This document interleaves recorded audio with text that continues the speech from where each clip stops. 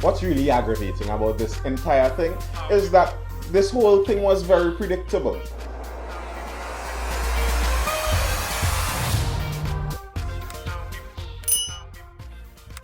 If you watched my video yesterday, or if you were on Facebook for any amount of time before that, or if you were on any one of the other social media sites, you would have seen that just about everyone was predicting that this new rollout, the change in procedure to have the vaccines be distributed, wasn't really going to make much of an improvement to the difficulties that we already faced in the previous days. In some of the health centers, what they were doing is that they were only distributing 50 vaccines at a time. So can you explain to me how you expect to distribute between A and E it was today?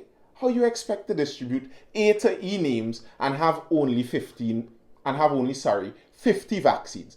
Obviously, some people are going to be left out.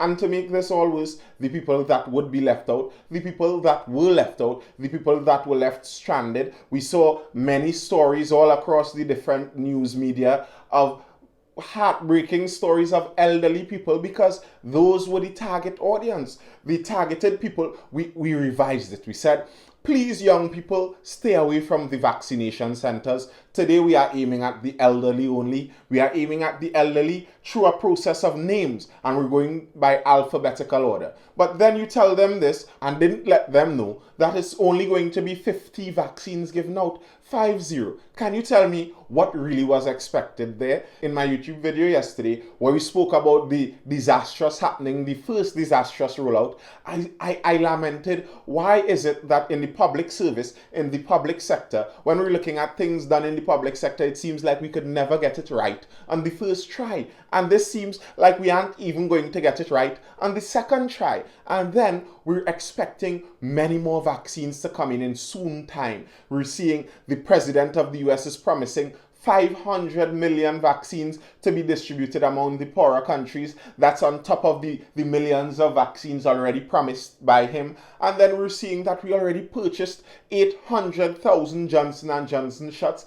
If we're seeing that this is the level of ability and capability that our public health service has in carrying out these drives, then it doesn't give much hope for confidence in this. It doesn't give much hope that when we're looking at this and we're looking into the future to see what is going to happen in our country, I'm not having the hope that the people in charge can really run things. It seems like sometimes when things run correctly and efficiently in the public sector is by mistake. We look at the TTME and their vaccination drive in the Nagar site, and they're boasting about it. They had the highest number of vaccinations on Sunday, and they vaccinated another 1,000 plus yesterday, and there weren't the same hiccups there. Is it that what we should be aiming for is public-private partnership in all the vaccine rollouts, that maybe what we need is a private organization to handle this? Is it that we're incapable of it? Heads of RHAs to meet with ministry today. Second day of vaccine confusion. The Ministry of Health's new vaccine rollout system has been described as a failure and is being heavily criticized for falling flat, as it did not deliver the much anticipated injection of hope into the panicked population demanding COVID-19 vaccines. It was only on June 9th that the Alsing announced the new alphabet system to be implemented, which would see persons whose surnames fall into the various blocks of 5 letters being accommodated. This new system came hours after the ministry announced they would be doing away with the appointment system, which they had admitted had not been working well, and would instead employ a first-come, first-served system at 36 health centers. Now, this is where I see some of the problems starting. If you couldn't implement the appointment system, if we saw that the problem started since the appointment system, then tell me, how is it logical? How is it sensible to see that the same organizations, the same groups that were incapable of properly running an appointment system is now going to run a first-come, first-served basis system? And then, even on that, the solution you see when the first-come, first basis falls flat, like just about anyone knew it would have, the solution then isn't to return to appointment. And you see, one of the benefits with appointment, and my knowledge of the TTMA's vaccination drive, it basically ran an appointment, because all of the organizations, all of the companies got the list of names that were going to be vaccinated and got this list into the centers early, as I said in the video yesterday. So maybe we should be looking to some of this in these vaccination drives. In the first place, why are these vaccination drives only happening in small, congested health centers that already have daily clinic activities that are continuing? And just about all the schools in Trinidad and Tobago controlled, owned and run by the state, by the government. What about all the stadia that are spotted all around our country, and those also owned and run by the government, the state? Can't we use them to do that? Those stadia are used on often occasion for fetes and parties, so can't they also be used for a vaccination drive? And bear in mind, a vaccination drive isn't dealing with sick people, so it's not like it needs to be in a hospital or it needs to be in a health center. It could be in an open savannah. Many countries had their vaccination drives in many open arena style places, and we have that capability in this country. I find as a nation, Trinidad and Tobago does have some shame to face over the activities of this week. It wasn't a good showing on the citizen side, on matters of personal responsibility, on matters of learning the lessons that we have already learned and following the lessons that we have already learned during the course of this pandemic. And it wasn't a good showing on the side of our technocrats and our government and those in authority, those in charge of planning. It was a low point. Speaking of low point, I know you like that segue there. If you find the lows in my voice coming through a little bit clearer and you're hearing your boy nice and the baritone going well, your boy got himself a new mic. Things looking up. So continue to like and comment. We'll see where it all goes. Share the video to those who may like such content and see if we can grow this type of discussion and engage more people in more constructive conversations. With the RHA's planning to meet, I hope that we could resolve the problems that we are seeing coming up, and that they would be able to plan a strategy that sees beyond just the other day and not waiting on new problems to arise, but think through the process and try to see the possible problems coming before they come. Isn't that what planning is supposed to be? I am not even a very good planner. Many people who know me can admit to it that I am not the best planner. But me, the not too good planner, I know that if you don't see the problems coming from beforehand, it's impossible to plan. And we should really get to planning this, because it seems like the vaccination drives in the world may be speeding up. The US president promising 500 million vaccine doses of the Pfizer vaccine, one of the more preferred doses, that at least preferred by many of those in our country when you hear people speak. And the G7 summit, the largest, most powerful nations, they're meeting, and it's being expected that they would add on to that pledge, and that the total promise would be something like 1 billion vaccines being promised, particularly for the developing world and the less fortunate countries. But some of the people in places to have knowledge and have responsibility for carrying out certain vaccination drives and petitioning to increase the availability of vaccines, they aren't fully happy. They have a measured amount of celebration and happiness when hearing about this announcement about these vaccines, because there are some conditions and some difficulties that are being forecasted and predicted with this rollout. Celebrations and questions greet US vaccine donation plan. US plans to donate 500 million more COVID-19 vaccines to developing countries were met Thursday with both celebration and hesitation, and questions over whether the effort will be enough to help poor regions desperate for doses. The first 200 million doses from the US will start to arrive in the countries in August, the White House and manufacturer Pfizer said, with the rest following in the first half of 2022.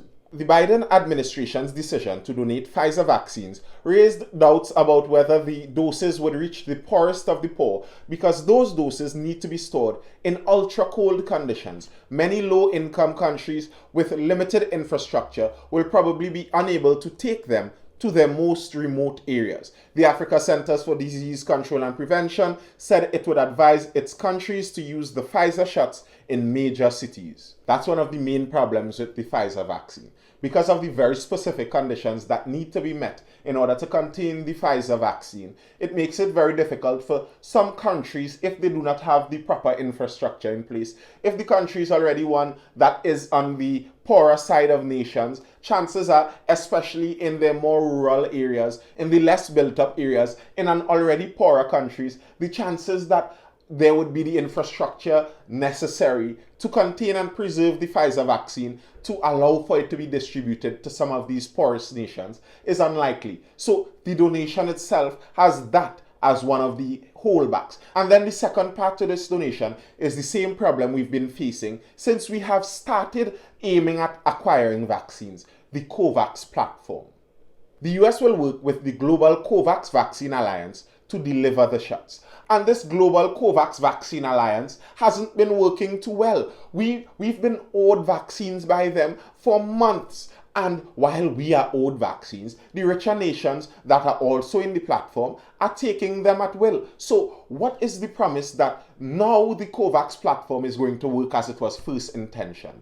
Are we to believe that, okay, they made some mistakes in the beginning, but now they really care about the poorer nations and these vaccine rollouts are going to be done well, at least now? I'm sorry, but my faith in COVAX has dwindled. And I think a lot of this has some political play in it. When you look at it, and in this article they spoke about that too. One of the things that you're seeing happening is that the US is now in a cold war, as it were, fighting with China and Russia also, because China is donating vaccines from a side. We've got 100,000 vaccines already from China, and although the US is promising all these vaccines, we haven't gotten any quite yet. So China is already ahead in this race, and the US is watching this. And bear in mind, in global positioning, all of these large superpowers are all trying to position themselves as the real proper godfather for all of the smaller nations around, because there's benefit and profit in the smaller nations looking up to you. You